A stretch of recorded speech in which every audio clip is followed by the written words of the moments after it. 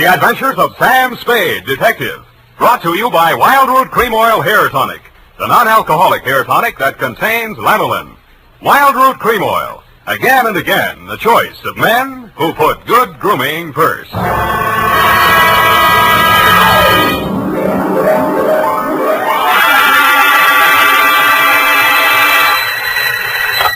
Sam Spade Detective Agency. Sam, sweetheart. Any calls? Only one, Sam. Lieutenant Dundee of Homicide. He wants you to drop around so they can get your formal statement. No hurry, not now. He told me what happened, Sam. I'm sorry. Yeah, so am I. I guess he was one of your oldest friends, wasn't he? You don't make any friends in this business, Evie. You can write that in your book now, and I'll give you the rest of it when I get there. You sound tired, Sam. Wouldn't you rather just, What, baby? well, go home and, just put it off until tomorrow or Yeah, maybe I'll get it off my chest tonight. Stay there, Effie. I'll come on down and dictate my report on the Dick Foley caper.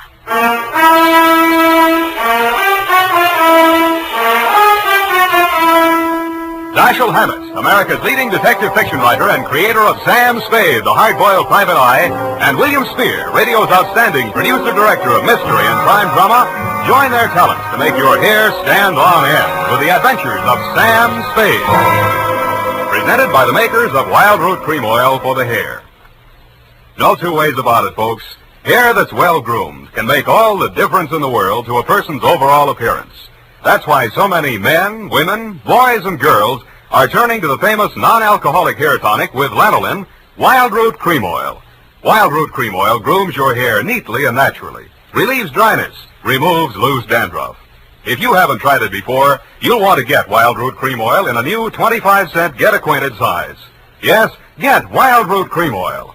Again and again, the choice of men and women and children, too.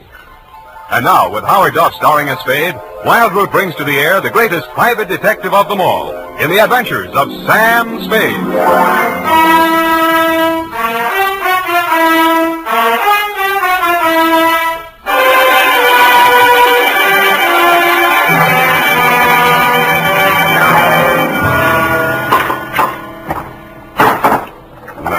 Oh, here, Sam, let me. Am I that shaky? Say when. Just to the top of the glass. Well, that's enough. You spill it. Yeah. Sam, what you said over the phone about not making any friends in this business, you didn't really mean that, did you? Forget it. You can label this, file on Dick Foley. Date, fill it in. Yes, Sam. To Dundee at Homicide, I guess, from Samuel Spade, license number 137-596. The facts are all here. If you can dig a formal statement out of it, you're welcome. I'd known Dick Foley ever since I took out my license. We'd worked several big capers together back in my days as a Continental Op. He and Mickey Linehan and I. Then he and Mickey opened their own office, Foley and Linehan, Private Investigations. 5 years back, Mickey stopped the slug, and since then the sign on the door read Dick Foley Detective Agency. I'd seen Dick maybe 4 or 5 times in the last half a dozen years just to have a drink and chew the fat about the good old days. He never talked about his private life. I assumed he didn't have any. So when I went to his office the day before yesterday in response to his call, I was surprised to find him in a clinch with one of the most beautiful nails I've ever seen. Oh, Sam. Well, Shall I come back after lunch? Sam, this is Maxine, my wife. Well, you don't deserve it, but I'm happy for you. I'll return the compliment, Sam. I've wanted to meet you for years, but Dick wouldn't introduce me. Now you know why. Well, you run along, honey. Sam's here on business. All right, Dick. You can bring Sam home to dinner if you like. There's plenty. If he's not too busy, but don't count on that. Well, try anyway, won't you, Sam? I will indeed. Bye now. Draw up a chair, Sam. Sit down. Oh. What's on your mind, Dick? You remember Claude Spicer, that grifter I sent over for that jewelry store hike back in 43? You never told me you were married, Dick. I'm very happily married. Now, please pay attention. Claude Spicer, yeah. Yeah, I remember the caper. Wasn't there a dame involved? Well, Spicer had a girlfriend, but the cops gave her a good bill of health. Spicer went up for a 5-year stretch. They sprung him last month. Whatever happened to that dame? Now, look, about Spicer. He gunning for you? You hit it. How scared of him are you? Well enough to ask you for help, Sam. What's eating him? Just revenge? Sam, I wouldn't tell this to anybody but you. But all the facts of that caper didn't come out at that time. I saw to that. How come? Well, I couldn't have stayed in business in San Francisco if it had been generally known that my partner was the inside man on that jewelry store heist. Mickey? Yeah, Mickey Linehan. You and I are both great at choosing partners, Sam. They both deserve what they got. Only one difference. I sent up the killer that plugged my partner. Some people thought the way you gave evidence at Spicer's murder trial wasn't so hot. Well, he was alibied, Sam. In fact, the robbery was his alibi for the murder. I don't know how he managed it. I've been trying for 5 years to figure it out. Spicer's afraid I might succeed someday. That's why he's out to get me. What's he waiting for? Oh, I don't know. He won't do it simple. He'll have a fancy plan like the other time. He's tricky. Where's he staying? At the Belvedere. Here's his mug. I kept a plant in the building for a couple of days, but he stayed holed up in his room. I think he spotted me. Okay, Dick, I'll give it a buzz. Now, wait a minute, Sam. Yeah? I'm not asking you to do this for love. Standard fee, 25 in whiskey money. Okay? Forget it. This one's on me.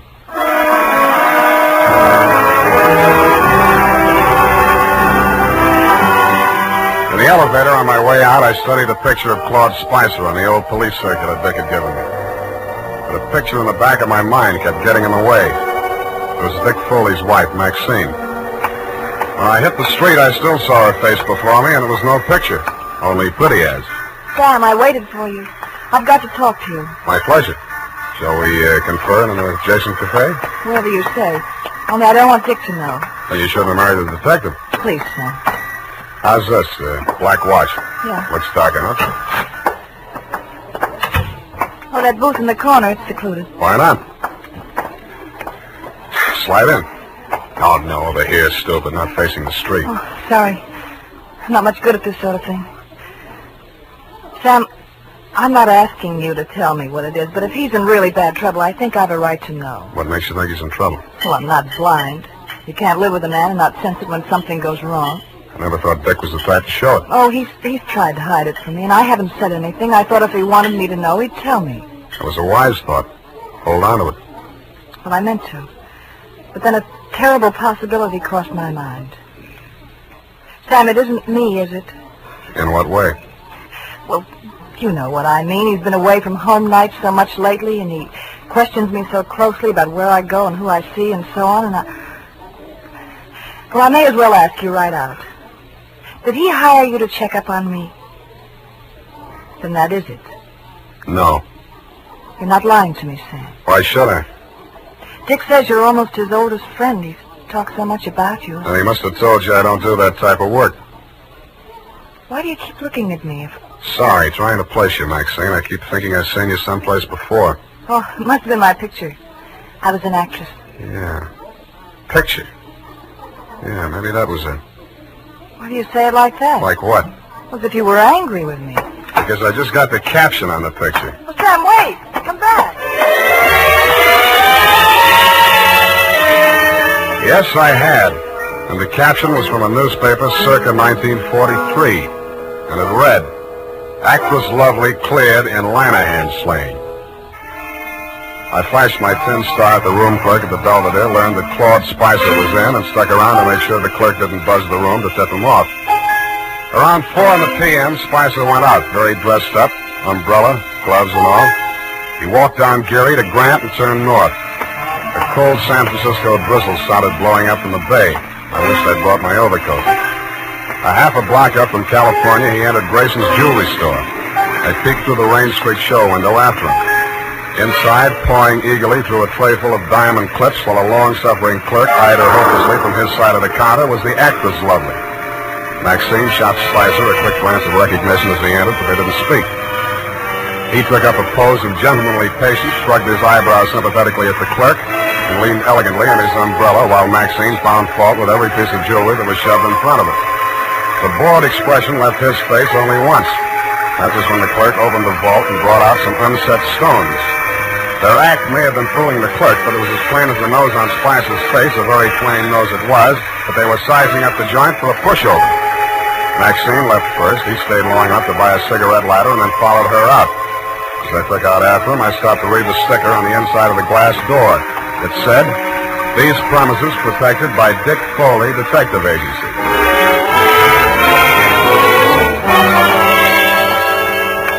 Maxine was waiting for him at the corner. I grabbed up a Chinese newspaper and used it to listen behind, but I needn't have bothered. They didn't seem to care. Well, are you happy? Ought to be about $1 million. Why are you so disagreeable? You ought to be feeling good. Feeling good. 5-year stretch, I come out to find my girl married to the joker that sent me up. You didn't think it was such a bad idea at the time. Well, I do now. Well, after tonight, we'll go east, you and me together, baby. He'll catch up with us wherever we go. Oh, you should live so long. How do you mean that? Just like it sounds, baby. Bye. Oh, don't leave. I'm going to get some sleep. I'll need a clear head. Claude, I don't want to be alone. Oh, not even tonight? I don't want to be alone. See you later, honey. Bye-bye.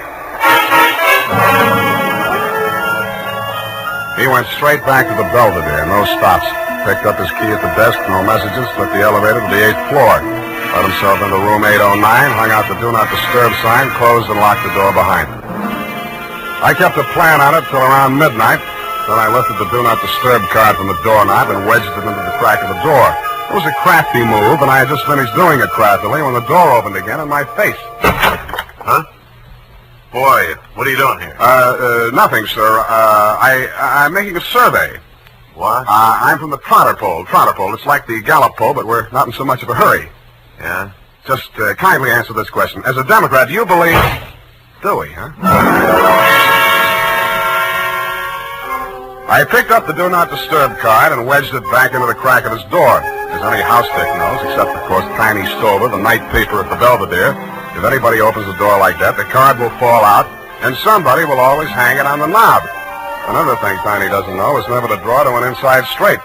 We played 9 different kinds of poker until 5 a.m. when I thought I'd go up and have another look. All was quiet on the 8th floor. From the elevator bank, I could see room 809. The morning paper was shoved under his door, and my Do Not Disturb sign was apparently where I had planted it. I tiptoed up to make sure. Huh? Boy, what do you want? Me? The paper boy, sir. Your morning paper. You get around. Well. Good news in the paper, sir? Interesting. Jewelry store heist up on Grant Avenue. Oh, yes, sir. Our paper only comes... What? I grabbed the paper from under 805. It was the headline I could have expected if Spicer had left his room without my knowing it.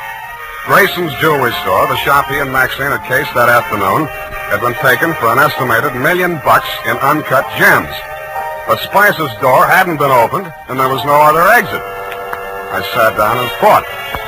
And what I thought of was that sticker on the front door of Grayson's said, "These premises protected by Dick Foley Detective Agency."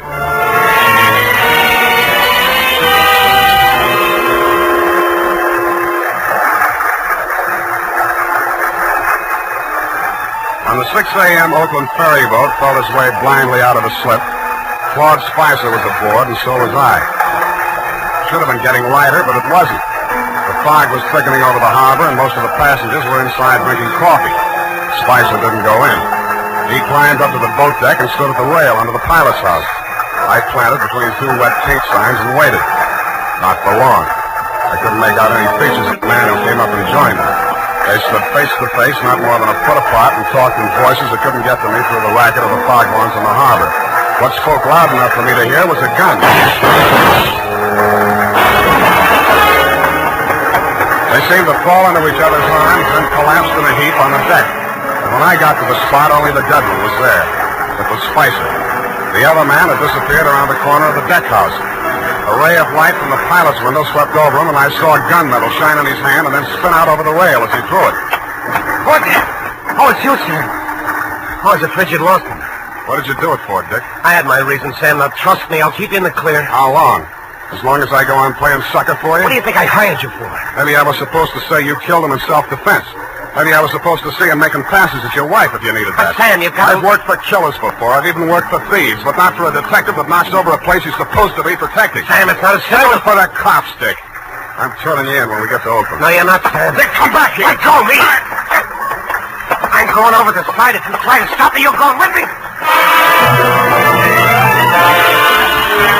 He fought away from me, got 1 foot over the rail, and kicked out at me with the other. It caught me on the point of the chin. I stumbled forward and grabbed out blind. I must have caught him by the belt just as he jumped. I remember something pulling me halfway over the rail and trying to get free of it. I did, but not soon enough. I was in midair, and the black water came rushing up to meet me.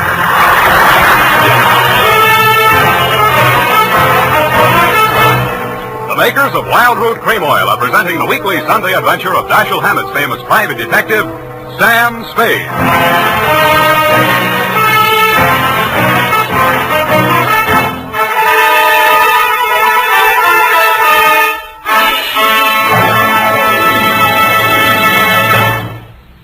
Now, here's important news on good grooming.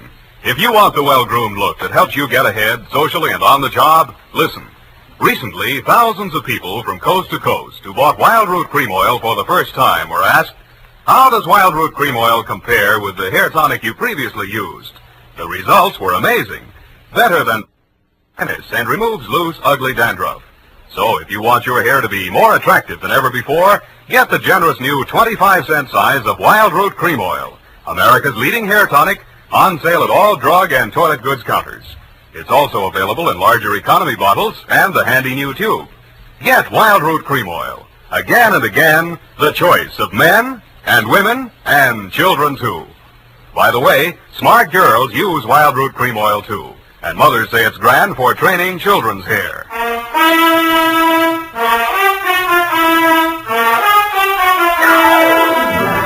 And now, back to the Dick Foley caper. Tonight's adventure with Sam Spade.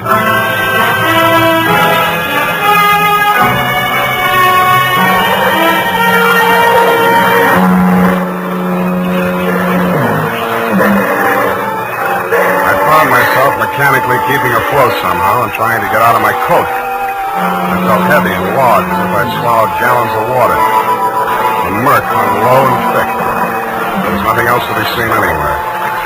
I swallowed what felt like several more gallons before I got rid of the coat. From out of a misty fog blanket from every direction in a dozen different keys from near and far, foghorn sounded. I stopped swimming and floated on my back trying to determine my whereabouts. After a while, I picked out the moaning, evenly spaced blasts of the Alcatraz siren. But they came out of the fog without direction. Seemed to beat down on me from straight above. I was somewhere in San Francisco Bay, and that was all I knew. And I suspected the current was sweeping me out toward the Golden Gate. And a light came up ahead of me suddenly. A boat passing a few yards away. I lifted my head and screamed. The boat siren, crying its warning, drowned out my shouts. Went on past, and the fog closed in behind it. Then I heard a new sound. Seagulls. I swam towards it, and it seemed to get lighter. Part of it was the dawn light beginning to cut through the fog blanket. But there was also a strange-looking man standing on the water and waving a green lantern back and forth. I yelled at him to wait for me, and the seagull got off his hat and flew away. When I got closer, I saw it was not a man, but only a buoy, channel pipe. I used all the strength I had left to drag myself up on the base of it and let it rock me to sleep.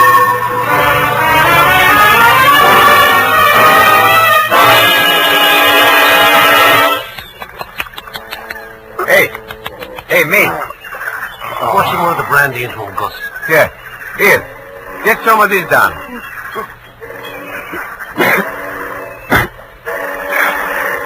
Where are we?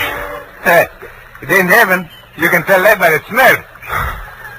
Oh, Fisherman's Wharf. Yeah, take it easy. We got ambulance coming. You going to the hospital? No, I'll be okay. Hey, give me a hand. Yeah, okay. Hey, you do us a favor, will you? Don't fall down till you get out of sight this time. We're tired of picking you up.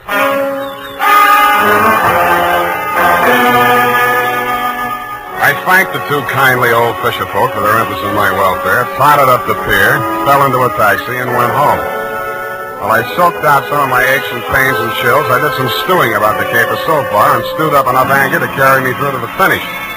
I checked the Coast Guard for news of Dick Foley. They told me his body hadn't been recovered yet. I got dressed and went over to his office. The cops hadn't been there. I went through the file cabinet. And what I found under Foley Private had me so interested that I didn't hear Maxine come in until she closed the door. What are you looking for? You, baby.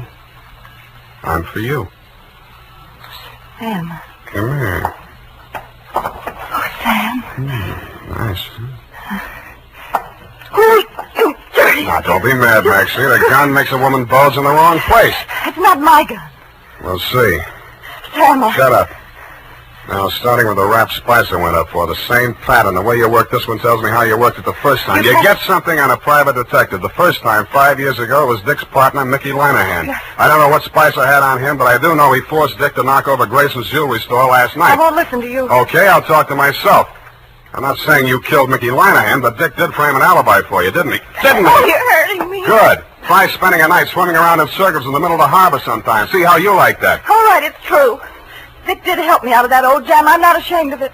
I'm proud our love was that important to him. No, Spicer. That same old double-cross, only this time I'm standing where Dick did 5 years ago. Dick was set up as a patsy the same way Mickey Lanahan was, but he got smart and pulled the trigger first. Stop it! Stop it! Where did that hurt? You fool!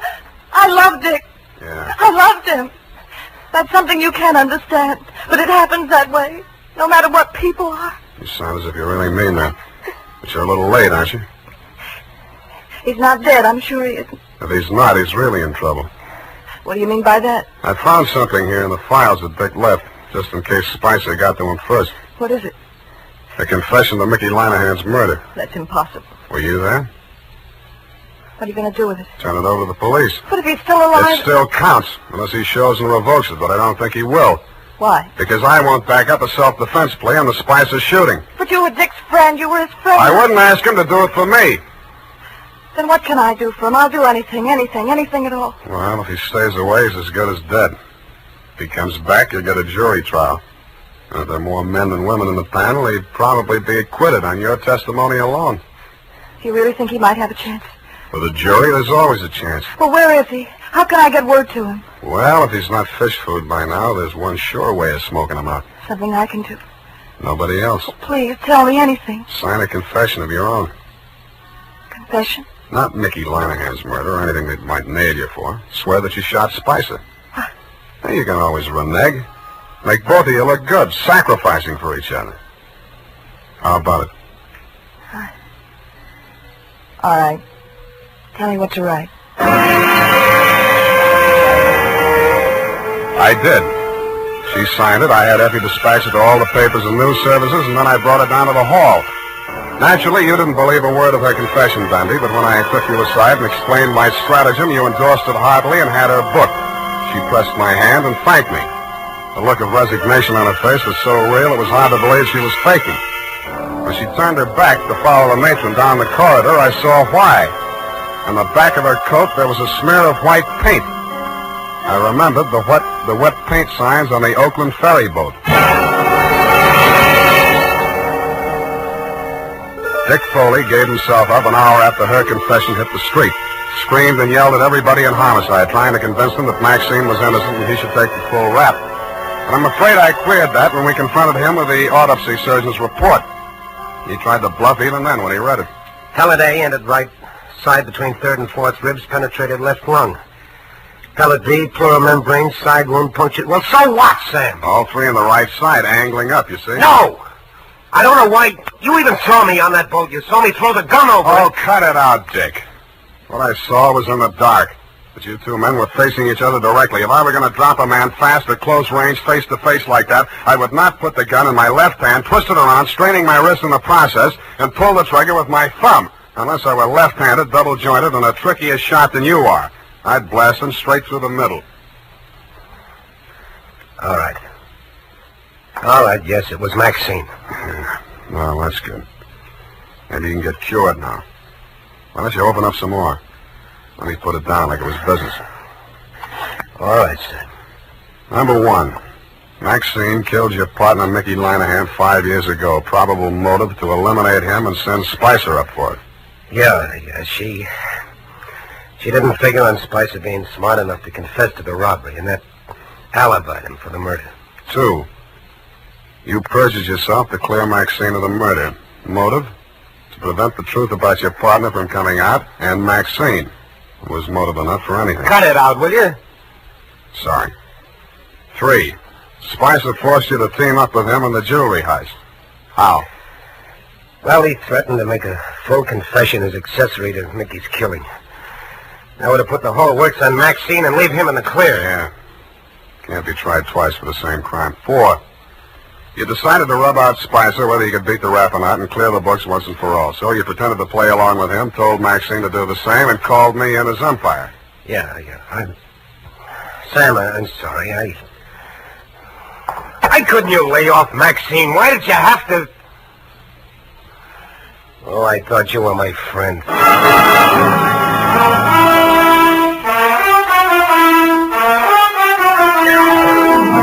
And that's about it. Period. End of friendship. Oh. You mean the confession that you tricked her into making turned out to... That's it, Effie. Oh. What'll happen to him? What about Dick Foley? Dick? Oh, they got him on a number of things, I suppose. May take some time out of him.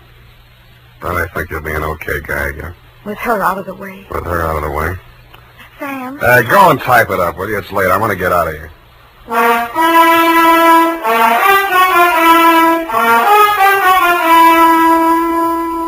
And now, listen to this. When it comes to hair tonics, the best friend of the family is Wild Root Cream Oil. Wild Root Cream Oil grooms the hair neatly and naturally, relieves dryness, removes loose dandruff. Now, you can get America's leading hair tonic in the new 25-cent Get Acquainted size.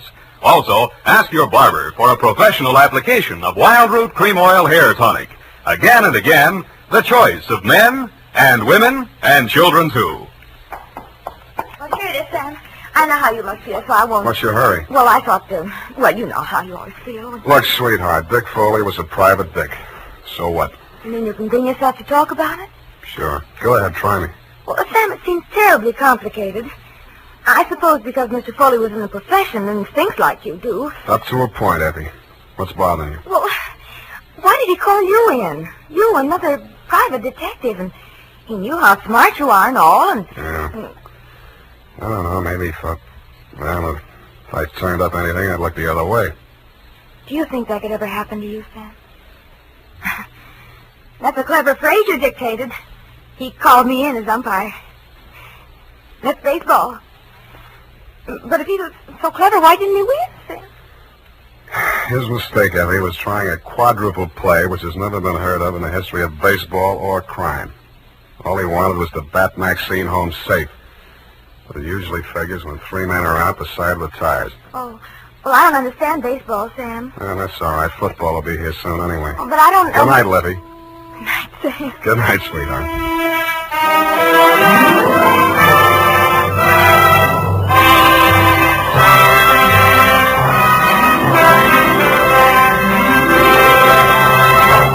The Adventures of Sam Spade, Dashiell Hammett's famous private detective, are produced and directed by William Spear. Sam Spade is played by Howard Duff. Lorene Tuttle is Effie. The Adventures of Sam Spade are written for radio by Bob Tallman and Gil Dowd. Musical direction by Lud Gluskin, with score composed by Renee Garrigang.